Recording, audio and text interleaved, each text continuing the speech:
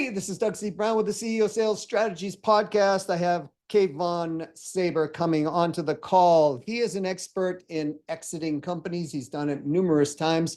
We're going to talk about how you can do it if you want to without losing millions or tens of millions of dollars. Believe it or not, most businesses that sell are selling for way under value. They just don't know what to do, how to do, when to do it, to prepare for that process. And it's a preparation process that you've got to be able to start out at a period of time, looking through the eyes and the lens of the buyer. We're going to talk about these 7, what we would naturally call mistakes that most people make. We're going to talk about the statistics, why it happens, how you can prevent you from being a statistic of a casualty and losing money that's rightfully yours in the business. So we're going to go talk about that just in one moment. He also produces seminars. So if you're interested in that, I'll give you the URL in the show notes where you can go to a free seminar and check it out, or just contact them directly. All right. If you're interested in growing your business predictably, your revenue and your profits, reach out to me directly at doug@ceosalesstrategies.com. All right. Without further ado, let's go speak to Kevon right now. Hey, Kevon, welcome to the CEO Sales Strategies Podcast. Thanks so much for being here today. Thanks, Doug. So glad to be here. Why don't you give people your background and then we'll give them kind of the title of the process. But you have this phenomenal background to your life and your business. So let's set the frame for this call. Thanks, Doug. It's been a wild ride. After college, I started my first company. Actually, I started it during college, halfway through as a sophomore in college with 3 of my other dorm mates. Built that company for 4 years. We really focused on advertising, helping large US brands reach college students. And then I started a mobile video game company before the iPhone came out, grew that for 4 years. We ended up selling it to a public company, a much larger video game company out of Japan. And then I went back to school, spent 2 years at Stanford, basically refining my business chops and trying to learn some mistakes from other people instead of having to make them all myself. And then started several more companies, including a restart of Go Check Kids, which is a software company that prevents vision disorders from ultimately causing learning disabilities and blindness in children, even death in the case of eye cancer. And we 100x the value of that company while I was there, grew to serving about 25,000 healthcare providers in the US and all 50 states. And then after selling most of that company to private equity, I realized every time I've sold a company, I was outmaneuvered by the buyer. I thought the skills associated with building companies was the same as selling companies. And that assumption has been pretty expensive for me. I've left a lot of money on the table. And after looking at the stats and realizing that that happens to almost every seller, they're selling for the first time and the buyers are buying regularly, I decided to dedicate really my second career to helping business owners preserve their legacy and get every dollar that their business is worth.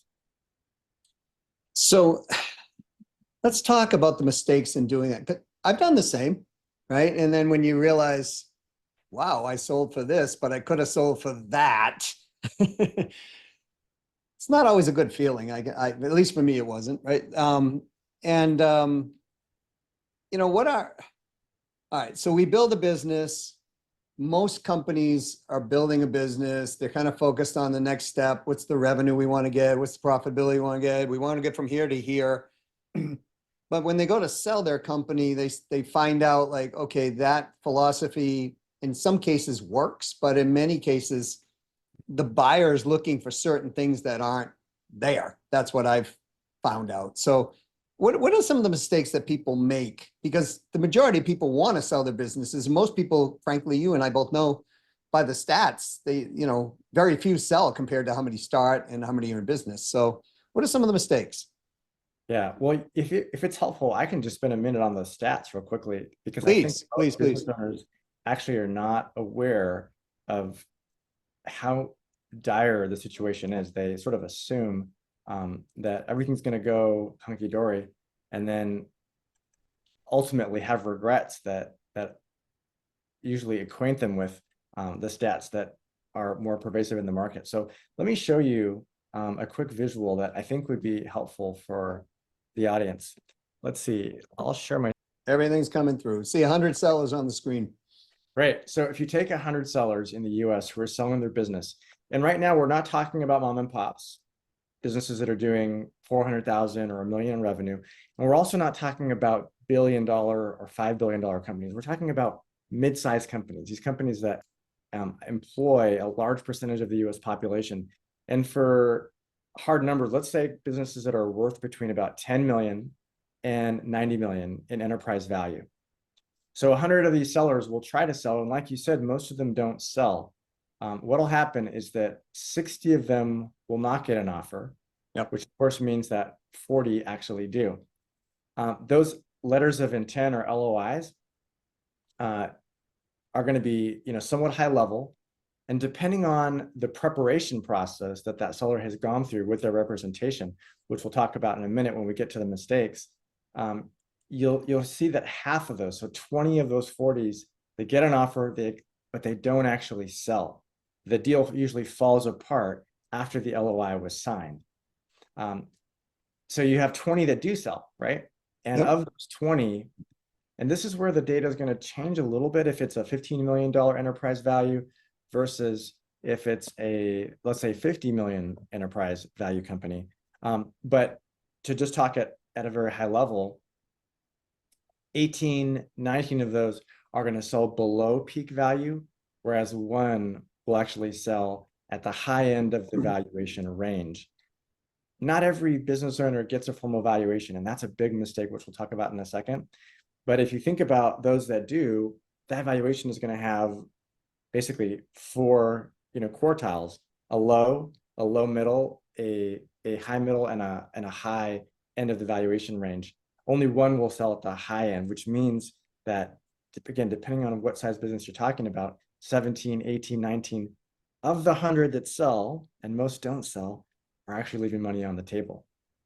So approximately 5% of companies who, that's right. That's right. 5%. Yeah, depending on how big the company is, between 5% and 9% are going to sell for top dollar. Yeah. About 14 to 18, 19% are going to sell below top dollar, which of course leaves 80 that don't actually sell. So some of those turn into a situation where the 85-year-old closes the business when he or she is having health issues or when they pass away. Others, of course, will continue operating the business and eventually sell it in a fire sale, liquidating the assets, all of which is avoidable, right? If, of course, you're building the business properly with an end towards selling, and then you run a great process, which sort of gets to your question, which is, what are the mistakes, right? The mistakes can kind of be categorized in three different categories. The first category is the assumptions that sellers bring to the table that are very expensive. We call them the 7 deadly assumptions, a lot like the 7 deadly sins, right? Yeah. So the first one is that selling my business is like selling my house, right? A business and a house are not the same. You certainly can simplify a business sale, but not if you want peak value, right? The preparation, buyer strategy, timing, many other inputs like those are key in developing leverage. A seller wants to seize and maintain leverage so that they can command a peak outcome. We often say that leverage and a peak outcome are the payoffs of that preparation.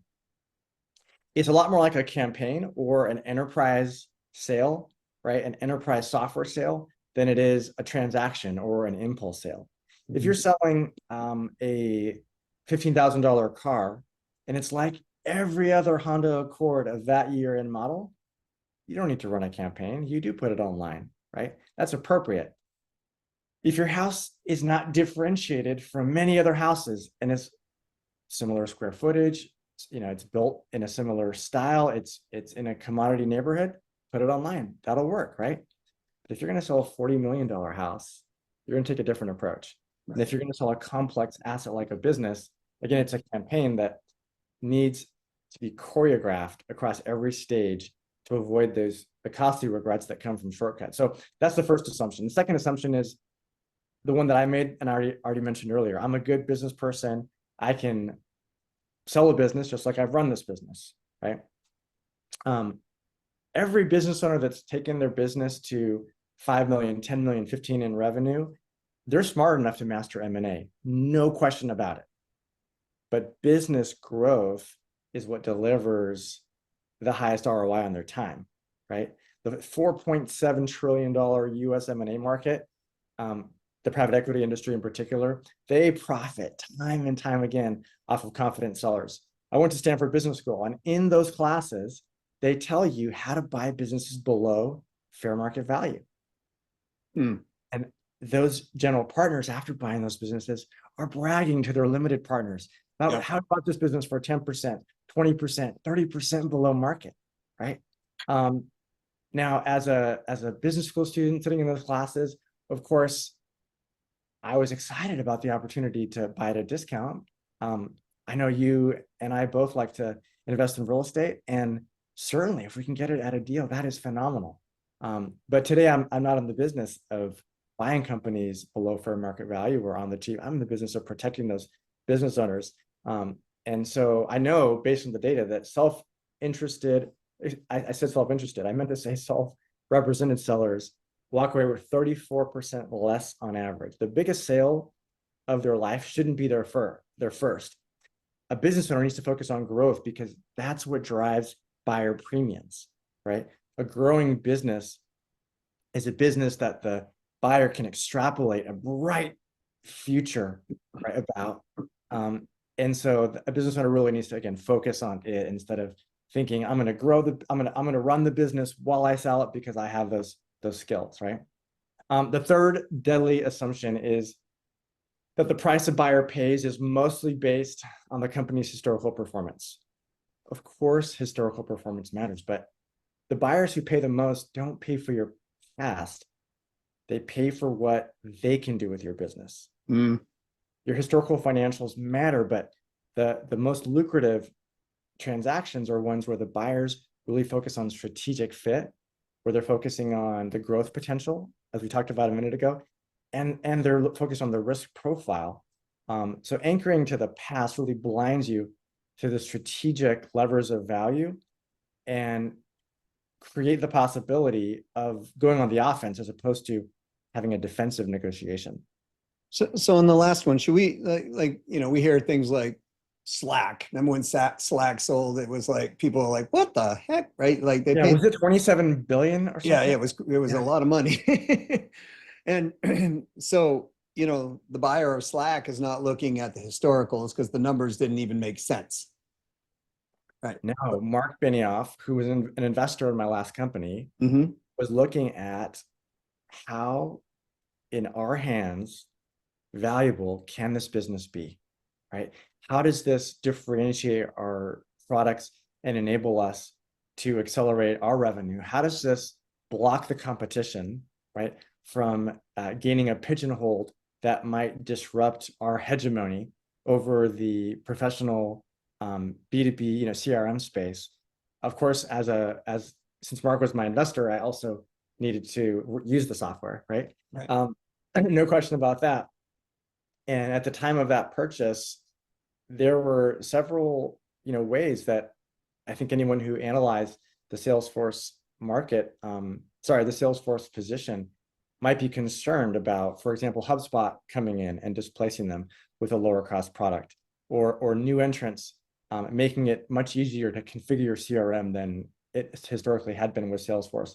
And instead of playing those games, Salesforce said, we're going to integrate the fastest growing software in B2B software history, right, into our solution in a way that makes both of them more powerful than they are by themselves. There was a similar logic when Zuckerberg bought WhatsApp, right? He paid $1 billion, ballpark, $1 billion for Instagram. And after that, of course, Facebook had a dominant position in the US when it came to social and mobile social in particular. But then WhatsApp started growing very quickly, especially outside the US. Right. And what did he want to avoid? He wanted to avoid Google or Apple buying WhatsApp and then leveraging their resources to displace Facebook or prevent Facebook from displacing them in the US or getting a leapfrog position outside the US that Facebook then would not be able to penetrate. Right. And so what he paid, I think, $18 billion for WhatsApp. That's not based on sound economics. It's based on, what would be transformational, either in a good way or bad way for Facebook. Right. Now Meta, of course. So when we look at, all right, so leverage was number one, not creating the buyer leverage. The buyer looks for leverage because that's what you were just talking about. Like, how do I get leverage over Google? How do I get leverage over my competition? Not focusing on business growth or consistent high-end growth, if you will. And the third one was thinking about, hey, they're going to buy on historicals. Yeah. And I'll just phrase them as selling my business is like selling my house, which means it's simple, right? Yep. I'm a good business person. I can run and grow my business while I sell it. The third deadly assumption is the price a buyer pays is mostly based on its historical performance. Right? Okay. I think you were about to say, what's the fourth one? So it's all that matters is the price I sell for, right? A high headline price with a risky structure is a trap. Right? What you keep, when you keep it, and what are the strings attached are just as important. The deal's value, it rests in the details, the escrows, the earnouts, the rolled equity, the warranties, the clawbacks, the employment terms, the working capital, tax treatment, and ultimately minimizing your personal liability post-close. I don't want to out the buyer of one of my businesses, but they use one of those specific legal mechanisms to ultimately enable me to get way less out of the sale than otherwise would have, despite the headline price being beautiful and large and exciting. Well, it was a lot less exciting a few years later when I didn't get all of the payment that I expected. So message to sellers, the buyer is not really your friend in most cases. They're not. And that's part of why you don't want to just accept the first offer that comes to the table. If you do that, you have no leverage. They're dictating the timeline, the process, the valuation. You want to dictate those things. You want to do everything you can to seize and maintain control and leverage. And part of how you do that is by running a process that brings multiple buyers to the table. Do you want me to finish up on the three last deadly? Yeah, please. The first one is that buyers pay for speculative future performance. So buyers don't reward speculation, they discount it, right? They underwrite based on what's proven, not what's promised. So having a powerful trend of qualified leads, of sales pipeline, that is invaluable, right? Saying I've got 4 bullet points about how we might grow in the future, that's what they discount. So the buyers pay for credible markers of growth, pipeline expansion, recent contract wins, market momentum, and ultimately the ingredients that enable it, right? Strong systems, scalable processes, and a capable team. So that's the fifth deadly assumption. Buyers will pay for speculative future performance. The sixth deadly assumption is that my M&A advisor will act in my best interest and also keep my sale confidential, which is sort of 2, but we wanted to have 7, not 8 deadly assumptions. So almost all brokers, M&A firms, and investment banks are compensated by buyers in several ways that shift their loyalties away from the seller's interests. Let me give you some examples. The first one I'll talk about is buyer ties, where an M&A firm like mine, which doesn't do this, but an M&A firm would have multiple private equity firms that pay them a retainer to give them first visibility or first access to the deals that the companies that M&A firm is selling. Well, gosh, that makes the M&A firm rich, but it compromises the seller's priorities and ultimately shifts the leverage to the buyer. Another example is brokers and M&A firms that are actually selling, that are actually representing the buyer and the seller on the same transaction. If I have to, serve Peter and Paul, then I'm not going to serve Paul nearly as well, right? Right. Here's the thing that no buyers think about. No sellers think about. The buyer in that situation also has the leverage because the buyer is the repeat customer of that broker or M&A firm, right? If I'm going to do 10 more deals with this private equity firm over the next few years, then ultimately, who am I going to be serving? Them or the seller who's going to sell once in their life, right? Another conflict of interest we see all the time, especially with the investment banks, is cross-selling, right? They won't tell you what you need to hear, tell you what you want to hear, because they want to get the wealth management business after the sale, right? And their compensation there will be even larger over time than their compensation on selling your company. Another example of that is an investment bank might push a financing product to the buyer while they're telling the seller that that financing is the best thing for the seller. It's usually not, right? So what you want to do is work with, if you're in that 10 to $90 million enterprise value range, you want to work with an elite sell-side M&A firm. And by definition, those teams are going to be fiduciaries. They're only focused on your outcomes. They're totally unconflicted, totally undivided, and they're focused 100% on securing your leverage and control. So that's number 6. The last one, unless you have a question on 6. I actually do. Yeah, go ahead. Look, how do I do this without, I'm just going to say it. Brokers are salespeople, right? They're commission salespeople when it comes down to it. So, like most commission salespeople, they want to maximize their own gain out of that. And of course, as you said, if an M&A firm is their bread and butter of repeat business, and they're going to serve that better than I've seen this happen to, unfortunately, a lot of people, including friends of mine. So how do, are there, you had mentioned this, so I'm asking, are there seller representative M&A type people? Is that so if you look at most brokers and most M&A firms and most investment banks, virtually all of them have these conflicts we're talking about. Right. There are a very small number that work exclusively on the seller's behalf, right? They actually are effectively taking an oath. When we sign an agreement with a seller, we have a statement in there that says we will receive zero compensation from anyone but you. We will act as your fiduciary. We will put your interests not just first, but exclusively, right? Guiding all of our advice and all of our actions. Almost no one does that. We do that, and we focus on businesses that are in the 10 to $90 million enterprise value range. There's another firm that's based in Cincinnati. It's called Arc Malibu. For a business that's north of 100 million in enterprise value, up to about 300 or 400 million in enterprise value, they do the same thing. Okay. But I haven't heard of or met a single firm in this south of $300 million enterprise value range or cap that actually exclusively serves sellers.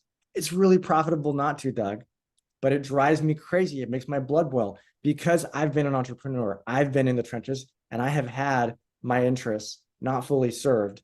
And so I have no patience or tolerance for it. So I'm going to keep digging here a little bit on this, Kevon. And the reason I'm doing this is because I know people who listen to this are going, wait a minute, don't they make backroom deals? Don't seller, agents, broker. I mean, look at real estate. They do it all the time, right? It's like they want to sell a house because no one gets paid unless the house is sold, that type of thing. And occasionally you run across a seller's agent that goes, no, we're not doing this. We'd rather just pull the house off the market and, relist it or whatever. So how does one ensure, because I know they're thinking this, how does one ensure working with a company like yours that seems super, super ethical in a fiduciary relationship? How does one ensure that no deals on the side get done? I mean, in the case of no one's doing it under 100 million, you're the only ethical person out there. So Yeah, that's a good thing. I like to believe there are others, and I'm sure there are. We just haven't come across them, right? Okay. Um, so the first thing I'd say is, I think you can have a conversation, right? Yeah. Do you represent buyers?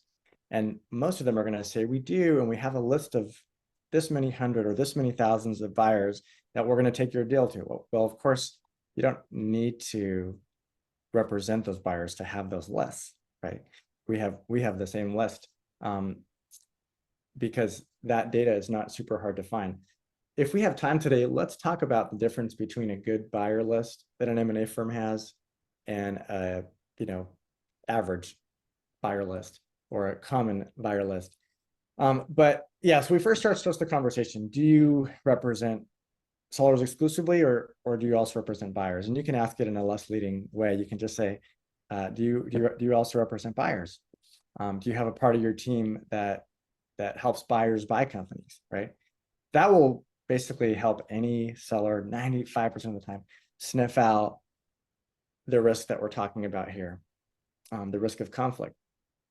And then the next question is, are they willing to put that in writing, right, legally, that they will not represent anyone but you, right, as the seller? Is that by default in their contract language?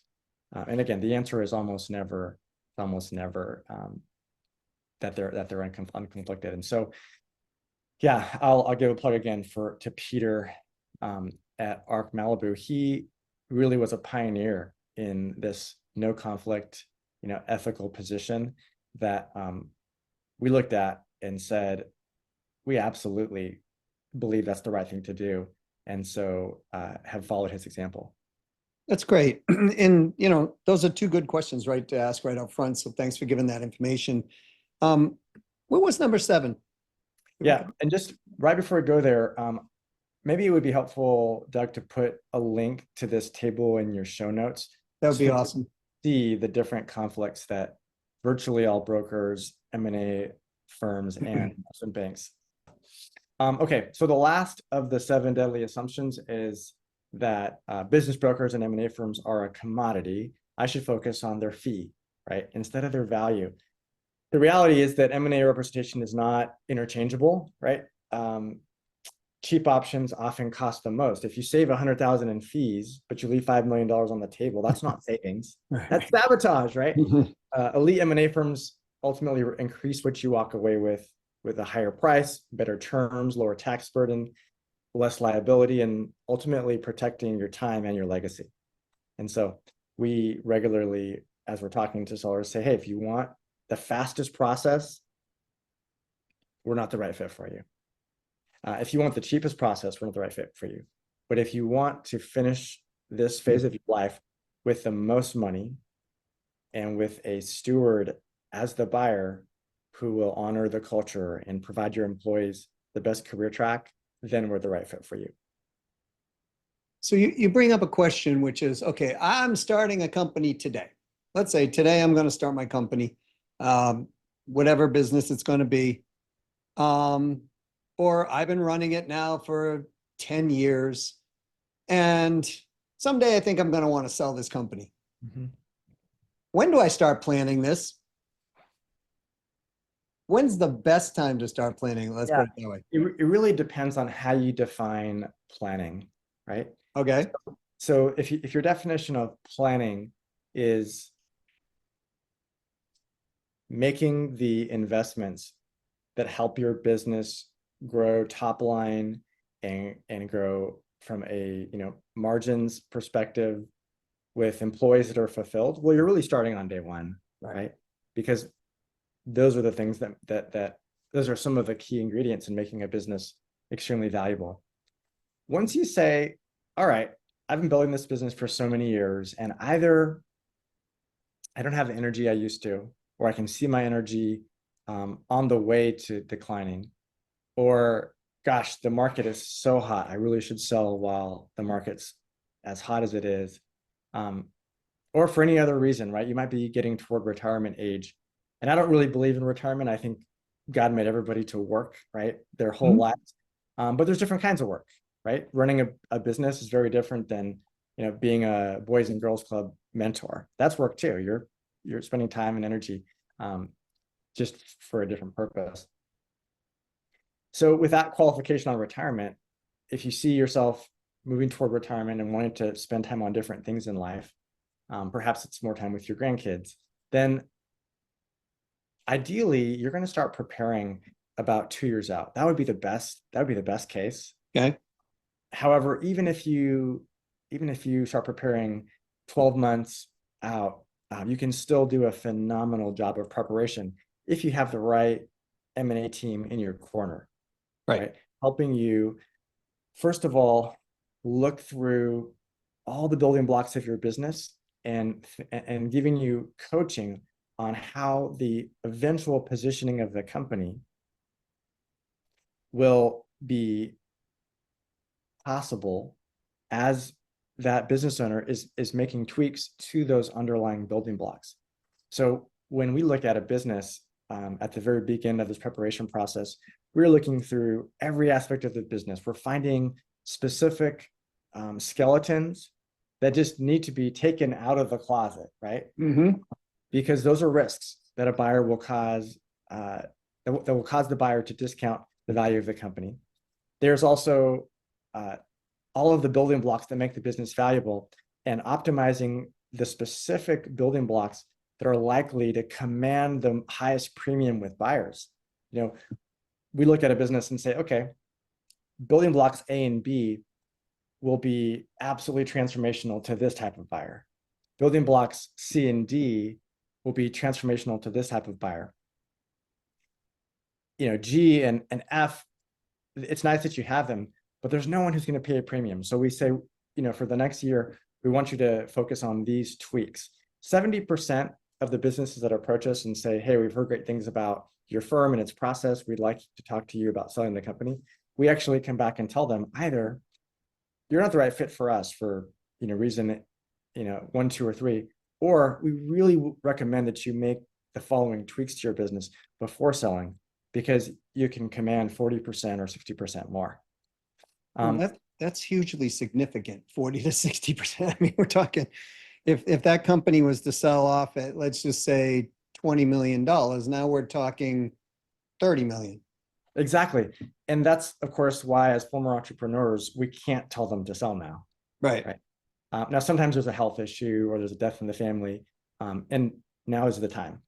But whenever it can be avoided, we really like to see the owner get as much as possible. And that starts with a forensic analysis of the business, looking at the building blocks, finding the one-time expenses and also the extra non-market compensation, so we can recast the financials through the eyes of the buyer, right? One of the big differences, Doug, I'd love for the business owners that are paying attention to your podcast to come away from today, is that looking at their business through the eyes of the buyer is one of the paradigm shifts that will lead them to sell the business for far more. The buyer doesn't care about, of course, the vacation home or the boat or the cousin and the son who are making all this extra money. That's literally no concern to them. They actually see that when those expenses are either eliminated because the buyer's not going to have them, or adjusted to market compensation in the case of the relatives, the EBITDA grows dramatically, right? And so we're selling a company literally right now where we're having this conversation. We have 70 different lines that we're talking about with the business owners so that we can recast the financials so that the EBITDA is the highest. I'll show you another slide real quickly. This is a, let me pull it up and then I'll explain it real quickly.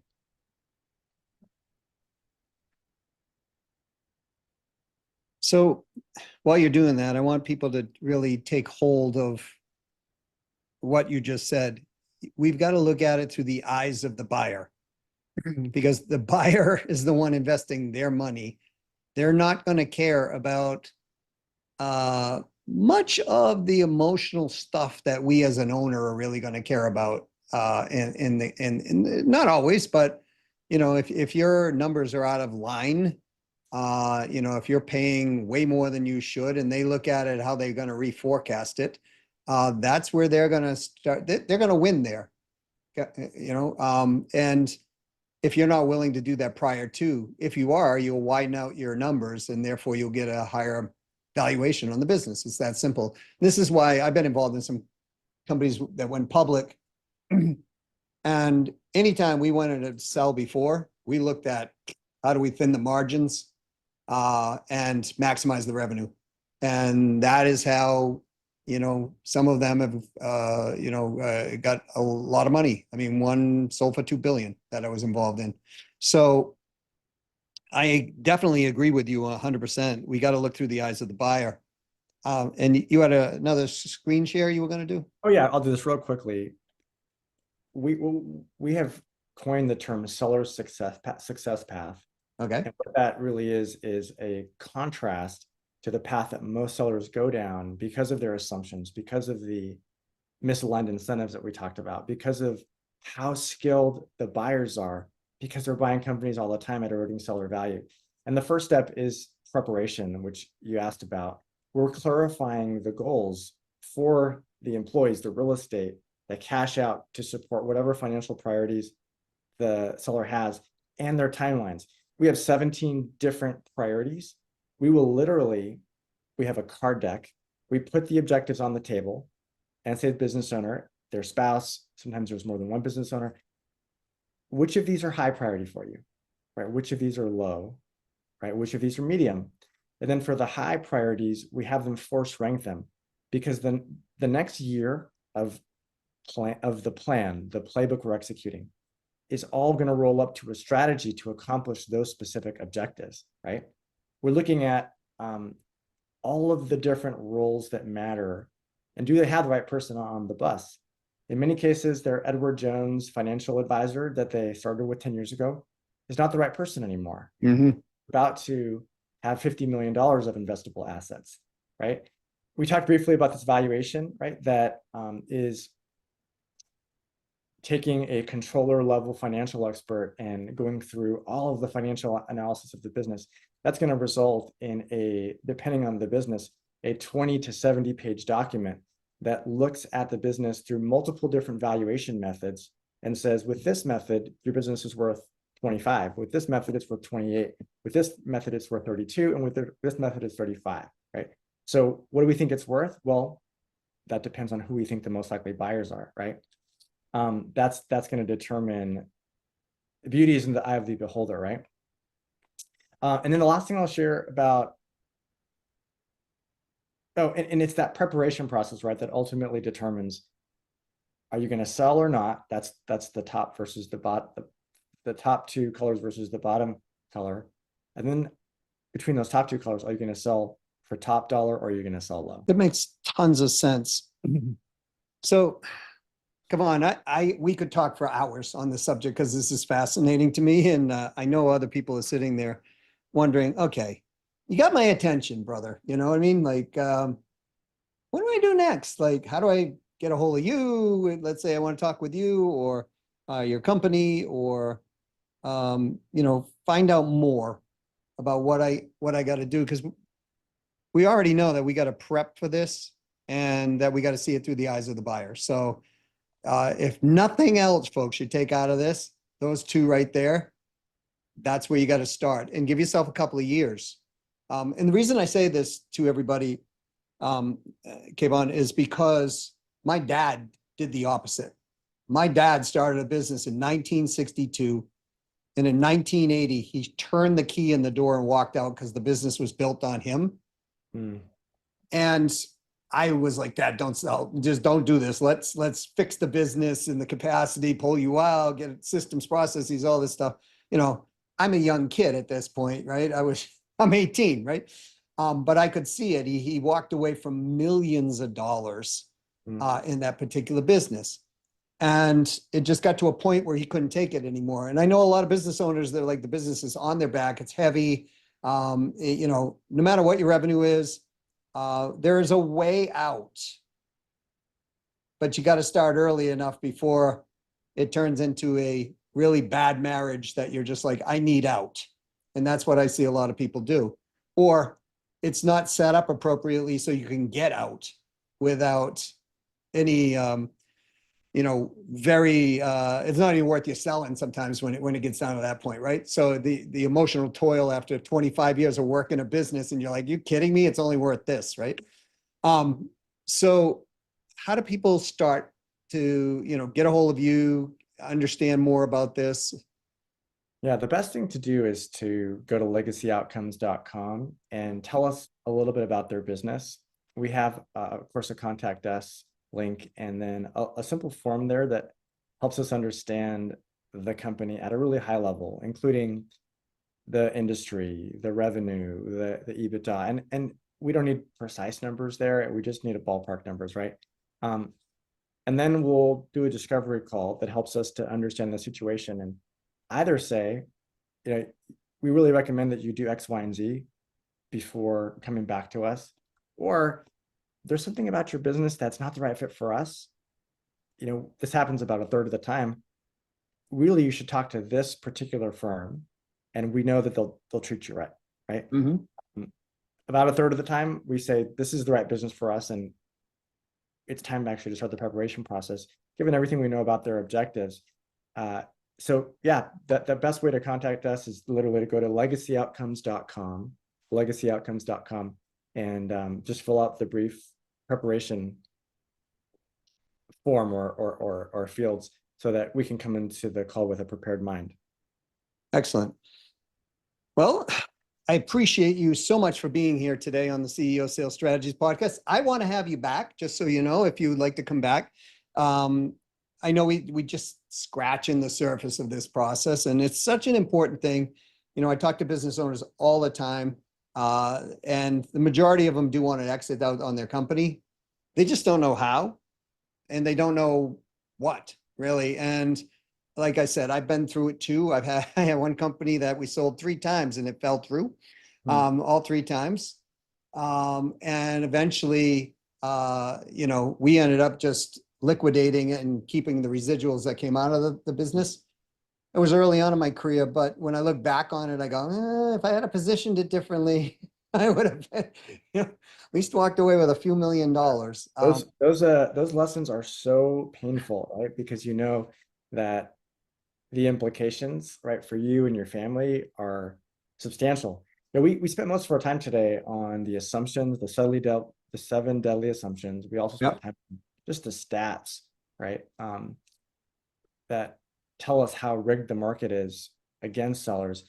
Next time, Doug, we might talk about the seller's path to regrets. What are the specific stages that sellers routinely fall into that leave them with the regrets that you and I both have?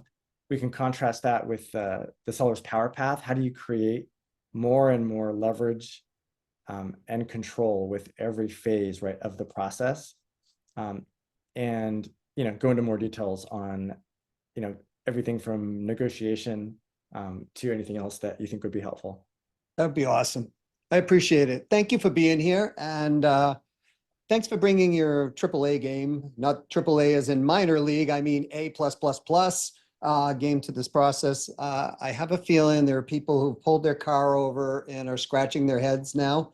And when you're done scratching your heads, go to legacyoutcomes.com, fill out the form, have a conversation, because one thing I've learned in business is that trying to do this from our own frame, not always the best idea.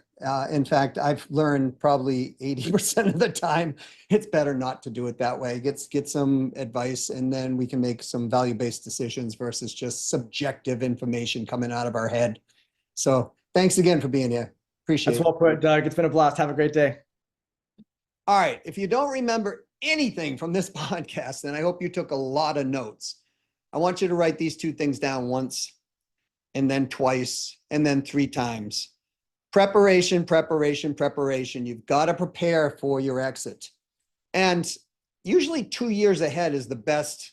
And the reason behind that is it takes time to adjust things, right? And if you're in a rush to sell the company, and you don't have to, please take your time doing this. You will fare a lot better when you sell the company. And hey, if you don't want the extra millions or tens of millions, just reach out to me directly at doug@ceosalesstrategies.com or call my cell phone at 832-549-4836 and say, Doug, I don't want the money. I'm sending it to you. How's that?